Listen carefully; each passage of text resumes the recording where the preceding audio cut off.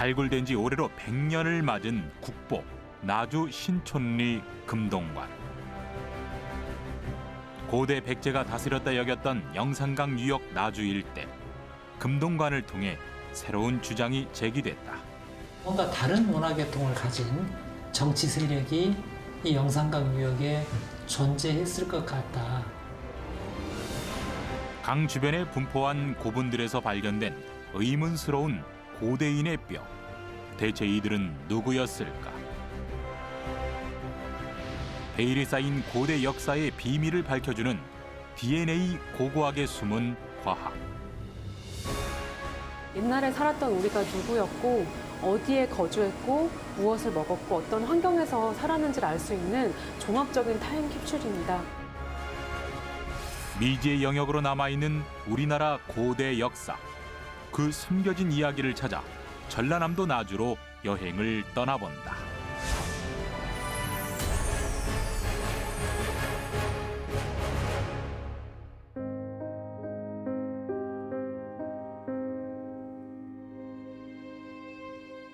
고대 역사의 비밀을 품고 있는 전라남도 나주.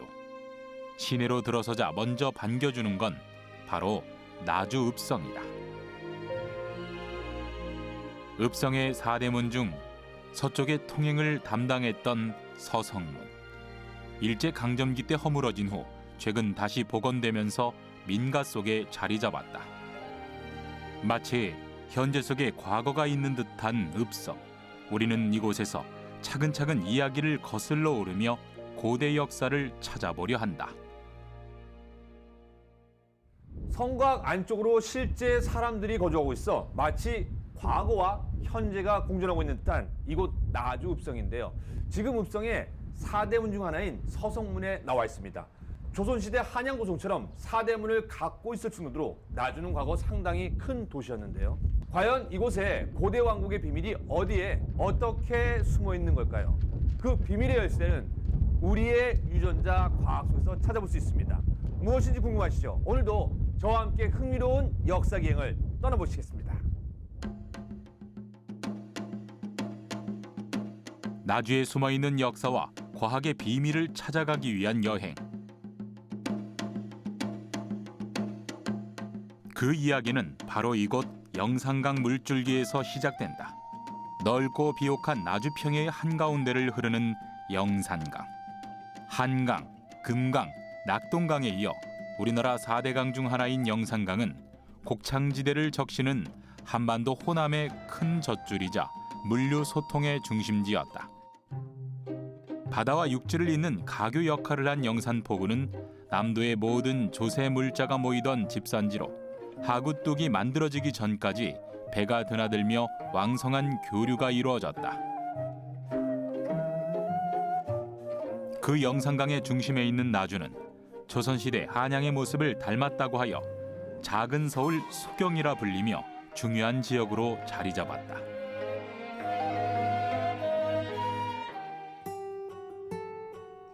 읍성 또한 한양 도성과 같이 동서남북의 4대문을 만들고 성 내부에 길을 놓았는데 당시 한양이 너무 멀어 한번 가기도 힘들었기에 지방관리들은 나주 읍성을 둘러보고 한양을 다녀왔다 자랑을 하기도 했다.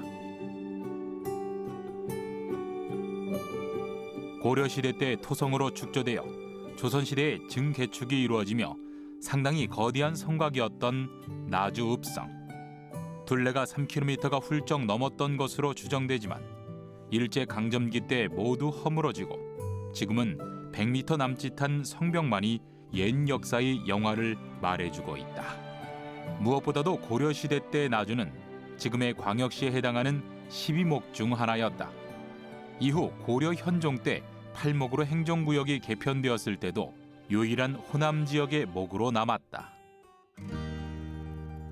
지금보다 훨씬 더 중요한 지역으로 과거 많은 역할을 해온 나주. 도시 곳곳엔 아직도 역사의 흔적이 고스란히 남아있다. 전라도라는 지명이 전주와 나주에서 따온 것인 만큼 호남의 중심이었던 나주. 나주가 과거 중요 행정구역이었다는 것을 말해주고 있는 증거가 바로 이곳 금성관이다.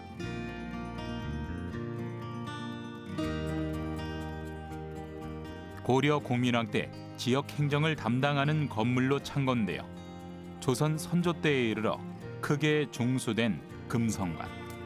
고려와 조선을 넘나들며 지방 행정의 중심지로 그 역사를 이어온 것이다. 야, 그러면 뭐 나주가 과거에 제2의 한양이라 해도 뭐 과언이 아닌데요. 그럼 이곳 금성관은 예전에는 어떤 곳이었습니까? 그때는 교통이 어려가지고 하나의 국왕께서 왕께서 나주까지 왕이 모시기가 상당히 어렵죠. 그래서 전국을 그 팔목이나 십이목으로 나눠져 가지고 이러한 거대한 객사를 놔두고 목사들을 요소에다가 배치했지 않겠습니까?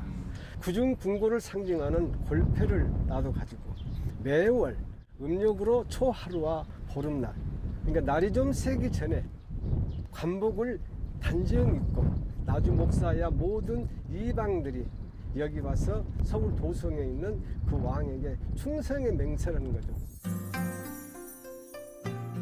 조선 팔도 세곡의 50%를 차지했던 나주. 그리고 그 나주를 다스린 목사는 이곳에서 한 달에 2번씩 임금께 예를 올리는 망걸레 의식을 시행했다. 왕의 탄신일 또는 풍년이 들거나 지역의 인재들이 장원급제를 하는 등 경사가 생길 때마다 이곳에서 임금께 감사의 인사를 올리기도 했다. 고려시대와 조선시대 때 전라도의 중심 역할하며 중요한 도시였던 나주. 시대를 조금 더 거슬러 올라가 후삼국 시대로 가볼까요? 새롭고 흥미로운 이야기가 또한 숨겨져 있습니다. 지금의 나주시청 옆 도심 한가운데에는 그냥 지나치면 모를 정도로 작은 우물이 있다.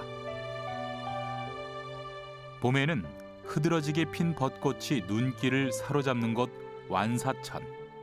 고려 건국과 버들립 인연에 대한 설화가 내려져 오는 곳이다.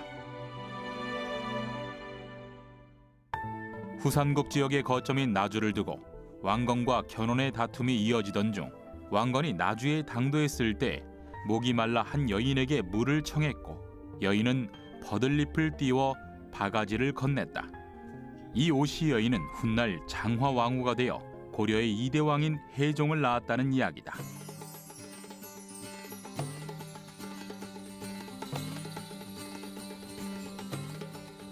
아마도 토착 세력인 오시 세력과 왕건 세력이 결탁하면서 왕의 태생지, 왕의 처가 고을로서 자리매김하며 나주는 고려시대 내내 중요한 지역이 되었던 건 아닐까.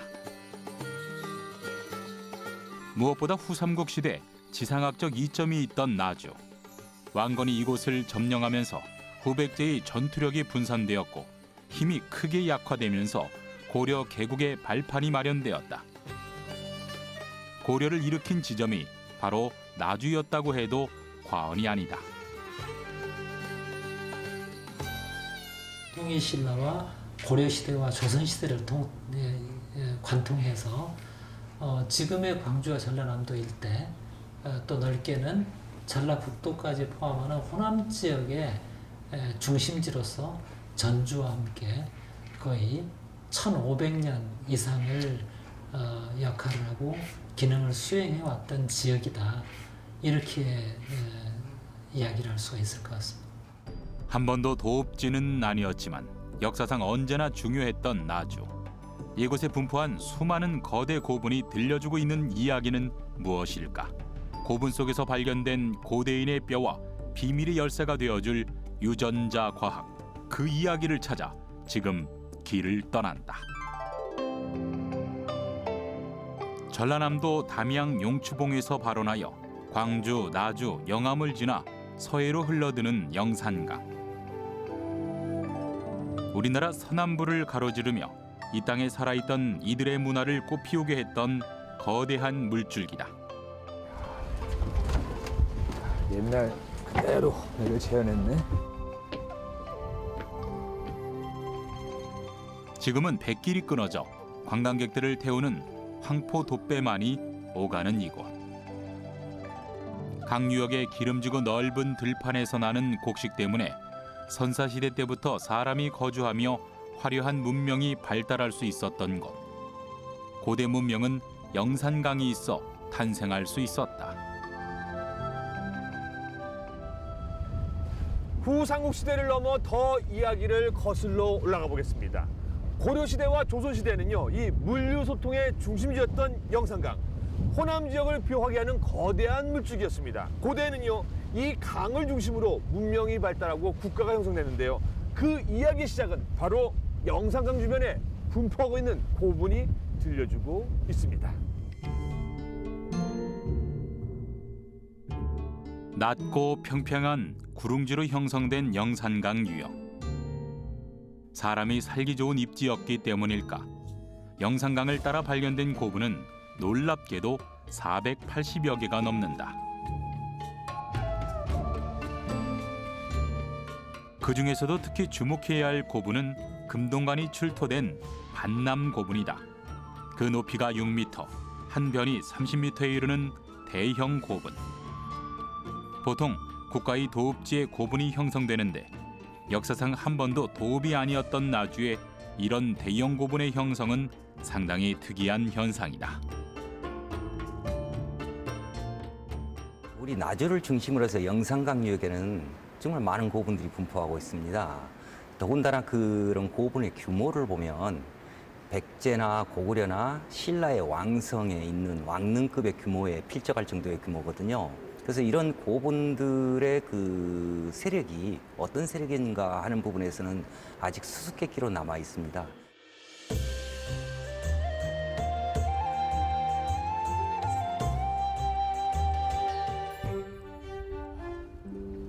국립나주박물관이구나.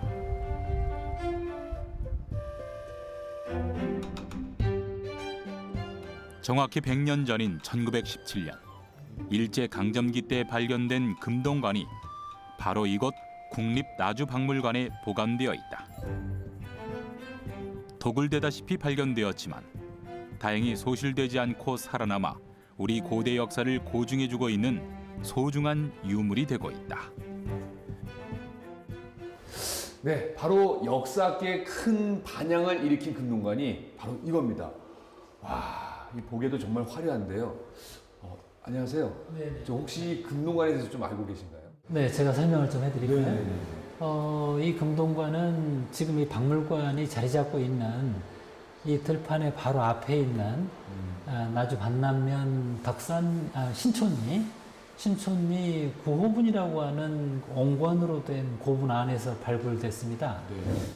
그런데 그 당시에는 이 백제가 자리 잡고 있었다고 생각하고 있는 경기도나 충청도나 전라도 이런 지역에서 백제 계통의 금동관이 나온 게 없었거든요. 근데 처음으로 나온 것이다 보니까 당시로서는 굉장히 충격적이고 센세이셔널한 그 반응을 일으켰던 그런 금동관. 백제 권역에서 발굴되어 당시 백제의 것이라 추정했던 금동관.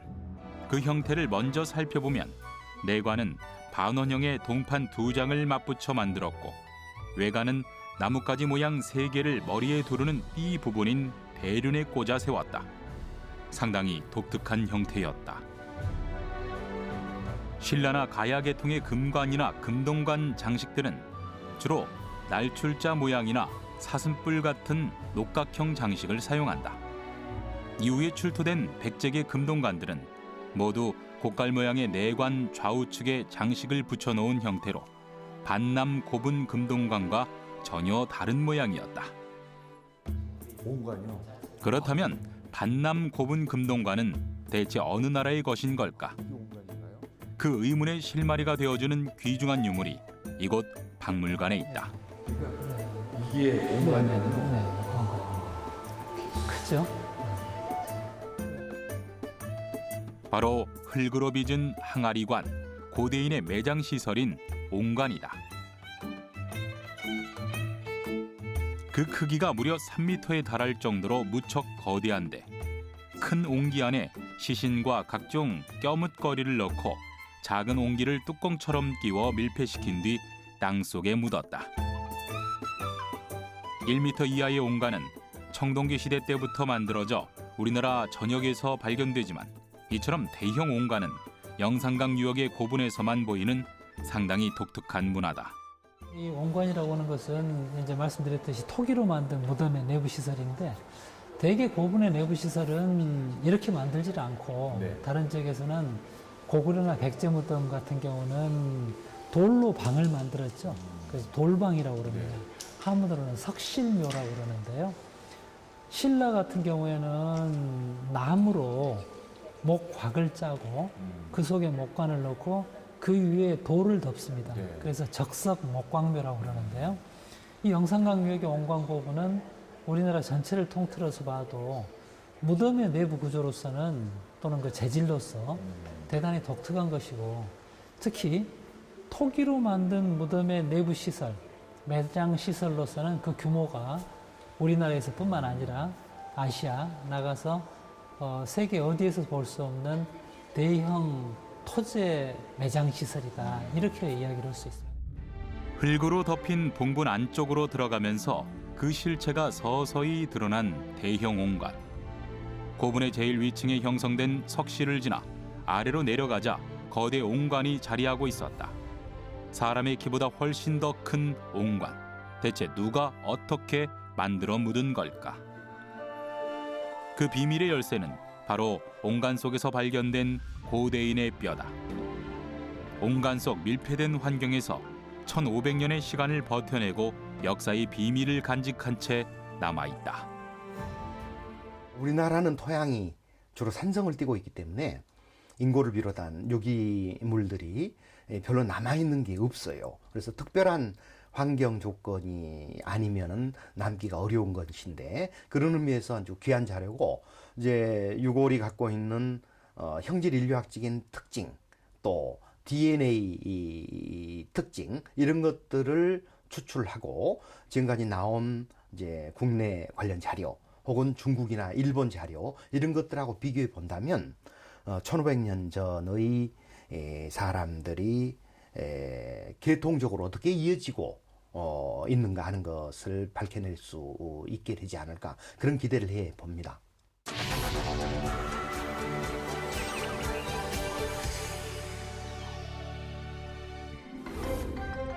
나주 일대의 고분 중 가장 최근인 2014년 발굴 작업이 이루어진 정촌 고분. 꽉 막힌 돌무더기를 치우고 안으로 들어가자 좁은 석실 입구에서 인골이 발견됐다. 서너 명의 것으로 추정되는 고대인의 뼈. 그동안 인골은 나주 지역 고분에서 꾸준히 발견되었는데 특히 지난 2006년 영동리 고분에서 무려 20구에 달하는 인골이 발굴되며 연구에 박차를 가하게 됐다. 인골 연구를 시행하고 있는 국립문화재연구소. 이곳은 지난 1996년 발굴된 나주 보감리 3호분 인골을 연구하여 고분 안에 매장된 이들이 친족 관계임을 밝혀내기도 했다. 빠르면 조선시대 때부터 고대를 거쳐 선사시대에 이르기까지 전국에서 확보된 인골은 이곳에서 보관 연구가 이루어진다. 옛사람 뼈 같은 경우는 최소 100년 이상 동안 그 땅 속에 묻혀 있었기 때문에 땅 그 흙에 있는 PCR 저해 물질이라든지 아니면 이제 DNA 자체가 워낙 손상이 많이 돼서 절편화가 돼 있다든가 아니면은 굉장히 미세한 양을 가지고 있기 때문에 분석이 매우 어렵고 스폰지본이라고 해서 이제 상태가 말 그대로 스폰지처럼 약하기 때문에 DNA가 아주 미량으로 남아있기 때문에 상대적으로 DNA의 양이 많은 대퇴 부위를 많이 사용하고 있습니다. 가장 강하고 튼튼해 많은 DNA를 갖고 있는 대퇴골이나 정강이뼈, 팔뼈 부위를 이용한 DNA 추출 작업이 연구의 시작이다. 사실 과거엔 인골 연구가 그리 중요하지 않았지만 최근 유전자 공학이 발전하면서 DNA 분석 연구가 활발해졌다. 그렇다면 그 과정은 어떻게 이루어질까? 먼저 인골이 발견되면 표면 오염물 제거를 시작한다. 그 후 자외선 처리를 통해 DNA 오염물을 제거하는데 작업자의 땀이나 타액 등이 뼈의 DNA를 오염시키지 않도록 철저한 주의를 기울여야 한다. 전처리 과정을 거쳤다면 뼈 조각 일부를 잘라내어 시료를 확보한다. 이때 대퇴골 같은 긴 뼈와 함께 치아 뿌리가 남아있는 어금니도 DNA를 확보하는 데 좋은 부위로 활용된다.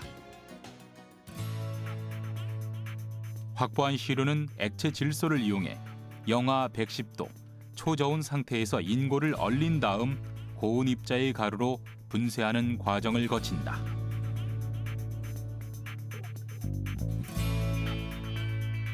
이렇게 만들어진 인골 가루는 유전자 증폭 기술인 PCR, 중합 효소 연쇄 반응 검사법을 거치는데 이때 PCR이란 아주 적은 양의 DNA를 마치 여러 불을 인쇄하듯 복제본을 한꺼번에 만드는 기술이다. DNA 분석을 위해서는 PCR 증폭 과정이 꼭 필요합니다. 그래서 증폭이 됐는지 안 됐는지의 여부를 확인을 하기 위해서 전기용동 그 과정을 하고 있는데요. 지금 보시는 바와 같이 이 부분은 이제 밴드라고 해서 저희가 증폭을 하기 위한 위치에 제대로 증폭이 됐는지 확인을 하고 있는 지금 모습인데요. 이 빈 공간 같은 경우는 증폭에 실패를 한 부분이고요. 이 밴드가 나온 부분은 이제 증폭에 성공을 했다라고 볼 수 있습니다. 증폭에 성공한 시료는 염기 서열을 분석해 유전 정보를 확보하게 되는데 이때 우리는 인골 주인의 성별과 미토콘드리아 DNA 정보를 얻게 된다. 미토콘드리아는 난자와 정자 속에 있는 에너지 생산 세포로 정자의 미토콘드리아는 난자에 전달되지 못하고 떨어져 나간다. 때문에 우리의 몸속엔 어머니의 미토콘드리아만 남게 되고 모계의 혈통을 파악할 수 있는 것이다. 이러한 유전자 게놈 분석을 통해 최근 가설로만 존재했던 우리의 생물학적인 뿌리가 처음으로 증명되며 큰 이슈가 되기도 했다. 그렇다면 우리는 나주의 고분에서 발굴된 고대인의 뼈를 통해 무엇을 알아낼 수 있을까? 기록이 남아있지 않아 정확한 역사를 파악하기 힘든 고대사. 그 비밀을 풀 수 있는 건 바로 인골 연구다. 베일에 쌓인 고대인의 뼈를 분석하다 보면 잃어버린 왕국도 찾을 수 있지 않을까. 이정호 관장 연구팀은 보감리 고분에서 거의 완전한 형태로 남아있는 인골을 통해 고대인의 얼굴 복원 작업을 진행 중이다.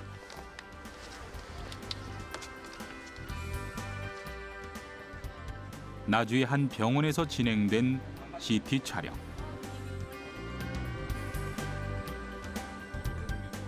촬영은 그 어느 때보다도 조심스럽게 진행되었는데 고대인의 얼굴뼈를 0.5mm 간격으로 정밀하게 촬영하는 작업이었다. 여기에서 나온 수백 장의 사진을 그래픽으로 변환, 그 데이터에 사람의 근육과 피부를 붙여가며 복원 작업을 할 예정이다. 고대의 인골을 복원함으로써 당시 우리가 살고 있는 지금 현재의 우리의 현대인의 모습, 또 거슬러 올라가서 지금부터 1500년 전 고대의 사람들의 모습을 복원해서 비교를 해서요. 당시 우리가 역사적으로 어떤 그 형태를 유지하고 있었는가, 또 우리가 인류학적으로 어떤 모습이었는가 하는 것을 앞으로 연구할 수 있는 그런 중요한 자료가 되는 것입니다. 죽은 자가 우리에게 남기는 선물이자 고대 역사를 밝혀주는 인골. DNA 연구를 통해 고대인의 뿌리를 찾고 또한 그 사람이 살아있을 때 무엇을 먹고 어떤 환경에서 살았는지 밝혀낼 수 있는 실마리다. 여기에 우리의 유전자 과학 기술은 비밀의 문을 여는 열쇠가 된다. 옛사람 뼈는 옛날에 살았던 우리가 누구였고 어디에 거주했고 어떻게 이동을 했으며 어떤 질병을 앓고 무엇을 먹었고 어떤 환경에서 살았는지를 알 수 있는 종합적인 타임캡슐입니다. 그래서 그 연구의 중요성은 점점 더 커지고 있습니다. 현재 옛사람 뼈 연구를 통해서는 과거 질병이나 식생활, DNA 분석, 안정동요소 분석뿐만 아니라 해부학적인 연구, 체질인류학적인 연구 이렇게 종합적인 학제간 연구가 진행되고 있습니다. 그래서 앞으로 나아갈 방향은 이러한 다양한 뼈 연구 분야에 이제 종합적인 연구를 하게 되면 좀 더 정확한 정보를 알 수가 있고요. 특히 이제 DNA 분야에서는 뭐 차세대 염기서열 분석법이라든지 이런 기술 개발에 따라서 우리가 알 수 있는 정보들이 점점 많아질 것입니다.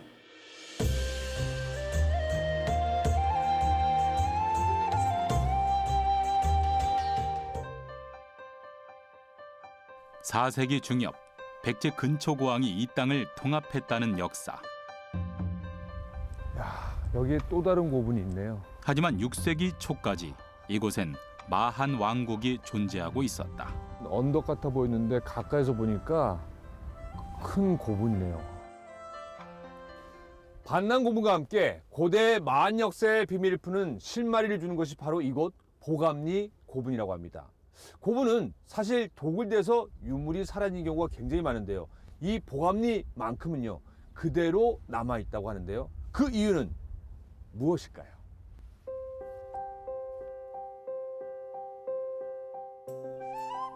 도굴의 위험에서 살아남아 의문으로 남아있는 마한의 역사를 풀어줄 실마리 보감리 고분.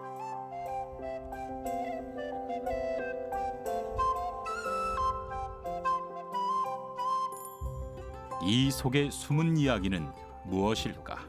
궁금한 게 이런 유적지들이 어떻게 발굴되게 됐습니까?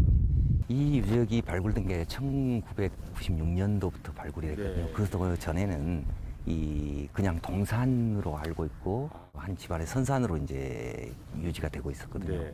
근데 어느 날 이 주변에서 차츰차츰 그 고분들이 확인되기 시작하면서 네.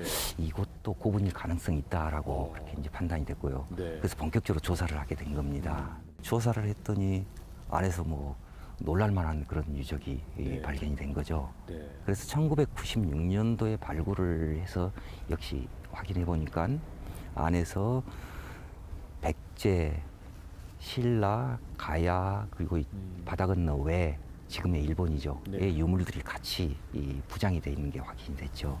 그럼 역사적으로도 큰 의미가 있겠네요. 그렇습니다. 당시에 이 지역에 활동하던 사람들이 백제하고 어느 정도 굉장히 비견할 수 있는 그런 정도의 힘을 가지고 있던 세력이었다는 게 확인이 된 거죠. 네. 보감리 1호분과 2호분은 모두 도굴되어 유물 소실이 컸지만 다행히도 선산으로 관리되고 있던 3호분은 유물이 고스란히 남겨져 있었다. 발굴 당시 고분의 맨 윗부분 구멍이 뚫린 입구로 들어가니 사람이 드나들 수 있도록 문을 만들어 놓은 굴식 돌방 무덤, 즉 횡열식 석실분이 형성돼 있었고 조사 작업이 진행되면서 고분이 단순히 한 층이 아닌 여러 층으로 구성되어 있음이 드러났다. 마치 아파트처럼 고분이 층을 이루며 쌓여 있었던 것이다. 제일 밑에는 옹감묘가 자리하고 있었고 그 위에 대형 석실이 만들어지며 봉분을 조성하였다.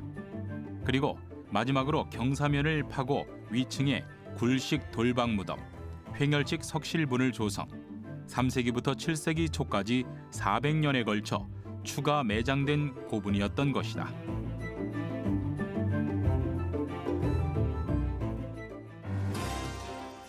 여러 세대에 걸쳐 한 봉분에서 함께 무덤을 썼던 이들은 누구이고 어떤 관계였을까? 미스터리한 그 국가를 파악하기 위해선 먼저 짚고 넘어가야 할 것이 있다. 한반도는 고구려, 백제, 신라, 삼국이 형성되기 전 철기 문화를 바탕으로 한 고대 국가가 형성되고 있었다.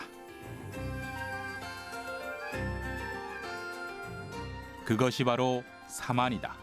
삼국시대 이전 한반도 중남부 지방에 형성되어 있던 정치 연맹체, 바로 마한, 변한, 진안인 것이다.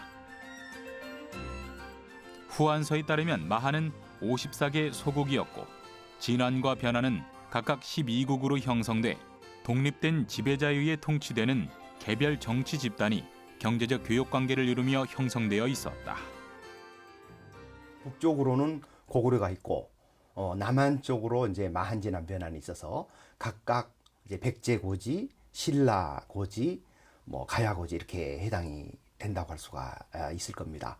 그런데 결국은 이제 사마는 삼국으로 이어진다고 할 수가 있겠습니다만은 반드시 1대1로 매치되는 것이 아니에요.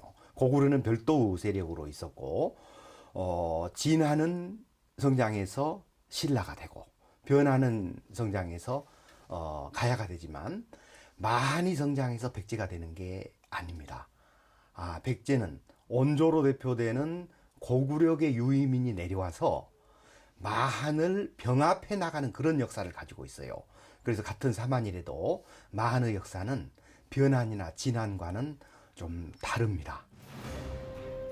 4세기 중엽 한강 유역에 자리 잡고 있던 백제는 가장 강력한 지도력을 가진 근초 고왕 때 지금의 전라도 지역을 장악하며 여러 개의 소국으로 흩어져 있던 마한을 통합했다는 것이 지금까지의 통설이다. 일본 서기에 따르면 근초고왕 24년에 전남 지역 서남부의 여러 소국들인 남쪽 오랑캐를 무찔렀다는 기록이 남아있다. 그런데 중국 양나라의 원제 소역이 그린 사신도, 양직 공도의 기록을 보면 백제가 여러 소국을 거느리고 있었다는 취지로 중국에 자랑을 하는 내용이 기록되어 있는데 여기엔 다른 해석의 여지가 따라온다. 만약에 통설대로 369년에 백제가 전남 지역까지 병합했다면 520~30년경에 백제 사신이 중국에 가서 전남 지역에 이런 이제 여러 나라들이 있어서 자기들이 영향력을 행사하고 있다. 이런 식의 얘기는 할 수가 없는 겁니다. 그렇다면은 통설과 새로운 견해 사이에는 150~60년 정도 시간차가 나게 됩니다. 그래서 지금까지 막연하게 백제가 그 주인공으로 생각해 왔던 문헌 자료라든가 고고학 자료, 그 시간 범위 안에 들어있는 것들, 이런 것들에 대한 재검토, 새로운 연구, 이런 게 필요하지 않을까 싶습니다. 미지의 역사로 남은 160년의 시간.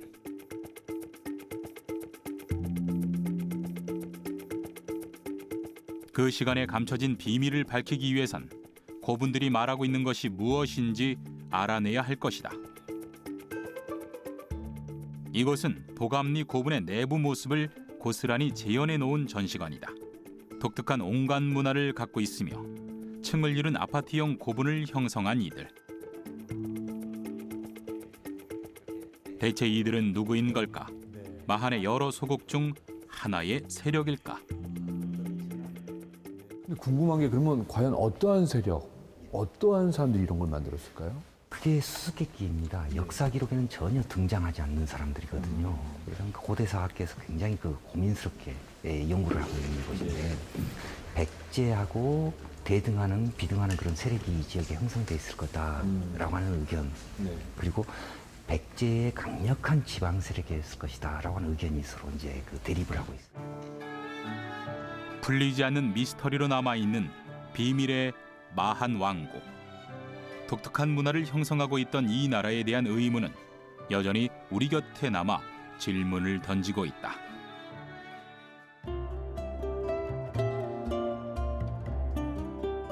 마한의 숨결이 살아있는 영산강의 거대한 물줄기를 따라 우리의 고대사를 따라가 보는 시간. 백제와는 다른 독특한 문화를 가지고 있던 이 왕국을 조금 더 알아보기 위해 발길을 살짝 돌려보기로 했다.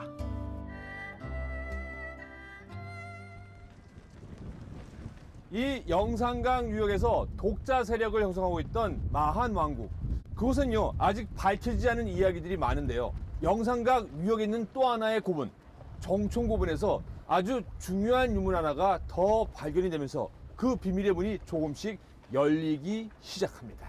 그 유물은 바로 금동신발인데요. 만해 왕이 신은 금동신발은 어떤 이야기를 들려주고 있을까요?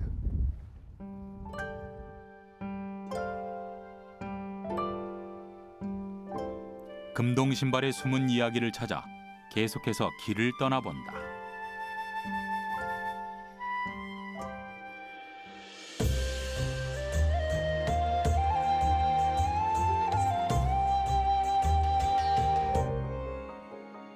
국립나주문화재연구소. 이곳엔 최근 현대적인 기술로 복원된 금동 신발이 전시되어 있다. 첨단 과학 기술로도 재현해내기 어려운 문양을 세심한 세공 기술로 재탄생시켰다. 지난 2014년 정촌 고분에서 발견된 금동 신발이다. 외부의 손길이 닿지 않은 정촌 고분 안에서 유물들이 1500년 동안 밀폐되어 조용히 잠들어 있다 드디어 깨어났다. 그때 놀라운 일이 벌어졌다. 상태가 좋아서 다행이다. 지금껏 발견된 금동 신발 중 최상의 상태였다.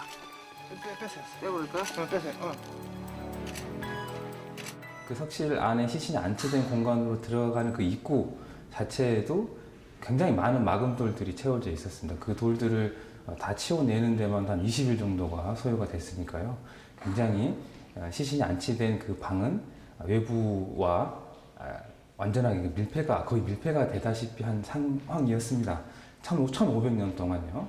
1500년 동안 빛도 차단이 되고 그리고 온도는 평균 온도 한 16도 정도로 쭉 유지가 되고 있었고 습도도 굉장히 높아서 아무튼 일정한 환경이 쭉 유지되고 있었습니다. 그래서 처음 금동 신발 봤을 때는 물론 1500년이 지났기 때문에 녹이 많이 슬어 있었지만 벌레의 형태라든가 어떤 금빛이 일부 좀 남아있을 정도로 잔존 상태가 굉장히 좋은 상태였었습니다.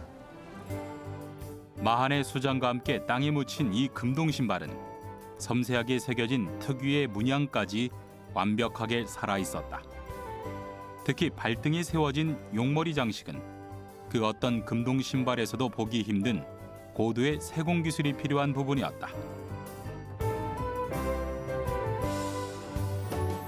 이 시기에 가장 그 화려한 형태가 보이는데 그 화려한 형태에 걸맞게 다양한 문양들이 들어갑니다. 뭐 용꽃 문양이랄지 도깨비 문양 그리고 용 문양이 가장 그 주가 되죠.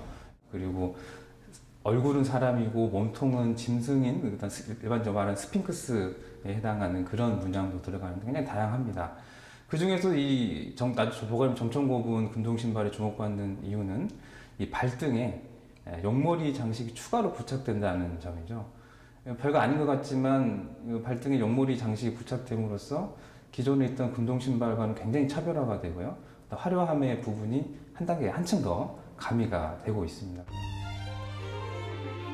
5세기 중후반에서 6세기 초에 제작된 것으로 보이는 금동 신발이 무엇보다도 중요한 이유는 바로 백제와의 관계를 유추해 볼 수 있기 때문인데 백제가 영역을 확장해 가면서 지방 세력을 회유하기 위한 호위품으로 금동 신발을 사용했던 것이다. 백제의 그 지배 아래에 있었다고 보는 견해도 있지만 백제가 지배하고 있었던 지역에 대해서 그런 물건을 보내는 것은 조금 쉽게 이해가 되지 않습니다. 오히려 그런 데 보내는 것은 칼이죠. 변방을 잘 지키라는 의미에서 칼을 보내는 것이지 독립된 세력을 상징하는 그런 금동관이나 금동 신발을 보낼 수는 없는 겁니다. 평화, 공존, 협력 체제 유지 이런 걸 원하는 의미에서 백제에서 선물로 보내줬을 가능성이 크다고 봅니다. 이토록 중요한 유물이었기에 그 복원 작업 또한 조심스럽게 진행됐는데 엑스레이 촬영을 통해서 신발 바닥에 연꽃과 도깨비 문양이 화려하게 장식되어 있음이 밝혀지기도 했다. 유물을 손상시키지 않고 작업을 진행하기 위해 먼저 3D 스캔 작업, CT 촬영, 엑스레이 촬영 등 첨단 기법을 동원해 촬영했는데 이를 통해 얇은 구리판에 순도 99%의 금을 입혔다는 사실이 확인됐다. 금속공예 기법 중에서도 상당히 난이도가 높은 기법이었다. 금동 신발은 처음에 이제 발굴되었을 때 많은 흙이 이제 같이 포함되어 있습니다. 그래서 그거를 이제 이물질 제거하기 전에 이제 내부 구조나 내부 상태를 알기 위해서 비파괴 방법으로 이제 엑스레이 방법이나 아니면 CT 방법 등을 이용해서 내부 구조를 확인을 먼저 하게 됩니다. 그래서 지금 현재는 그런 기술이 많이 발달되어 있기 때문에 이제 미리 그런 조사를 철저히 조사를 하고 그다음에 이제 보전 처리를 수행하게 됩니다. 이것은 나주 보감리 3호분에서 출토된 금동 신발이다. 진흙에 파묻혀 있어 복원에 상당히 애를 먹었다. 하지만 최근 홀로그램이라는 새로운 과학기술로 재탄생됐는데 우리나라에서 발견된 금동 신발 중 유일하게 물고기 장식이 들어가 있는 이 금동 신발은 원형의 모습 그대로 재현해내는 것에서 한 발 더 나아가 상상력을 더했다. 바닥의 장식이라든지 그리고 훼손 상태가 심한 상태가 이게 원래의 모습은 아주 아름다웠던 모습이 어땠는지를 보기 힘든 부분이 많기 때문에 그걸 360도로 또 상세하게 잘 보여드리면서 또 관람객들이 물고기가 왜 여기 있을까라는 궁금증을 자아내게끔 호기심을 자아내게끔 만드는 컨텐츠를 만드는 게 이제 저희의 가장 중요한 관건이었습니다.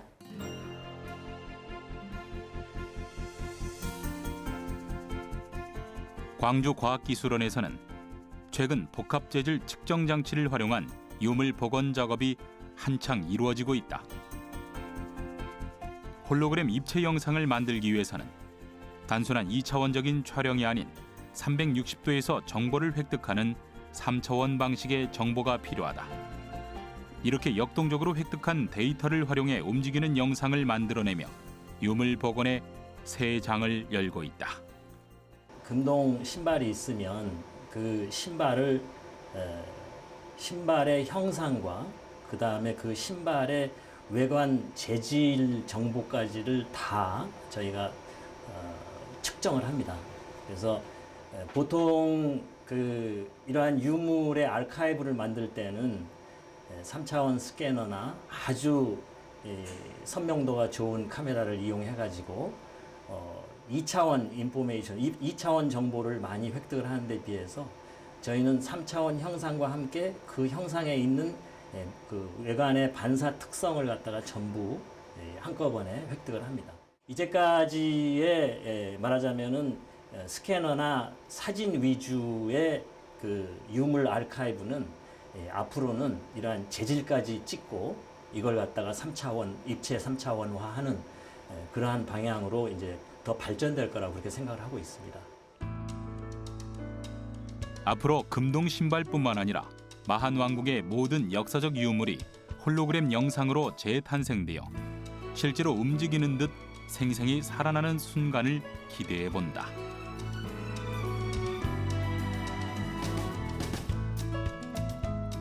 고대 마한 왕국, 밝혀야 할 비밀이 많은 역사. 그 역사를 통해 우리가 배워야 할 것은 무엇일까? 한반도 안에 보다 많은 다양한 정치 세력들이 곳곳에 산재되어 있었고 그 정치 세력들이 서로 발전하고 협력하고 대립하고 갈등하면서 점점 더 단순화돼서 나중에 삼국 중심으로 재편되는 과정을 밟았다고 하는 것을 설명해주는 그런 물질적인 자료가 지금 되고 있습니다. 나주 지역의 고분 자료들은 그런 의미가 있는 자료다. 이렇게 이야기할 수가 있을 것 같습니다. 영산강의 풍요로운 물줄기를 품은 나주. 이곳에서 찾아본 고대 마한의 역사 이야기. 아직 풀어야 할 비밀이 많은 그 역사는 우리의 유전자 과학기술로 완성될 수 있을 것이다. 아직 의문으로 남은 그 역사가 앞으로 어떻게 그려질지 기대해 본다.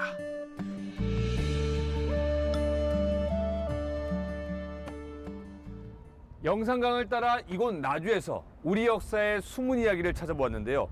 아직도 풀어야 할 비밀이 많은 마한 왕국. 그 비밀의 열쇠는 바로 우리의 과학기술이 아닐까 싶습니다.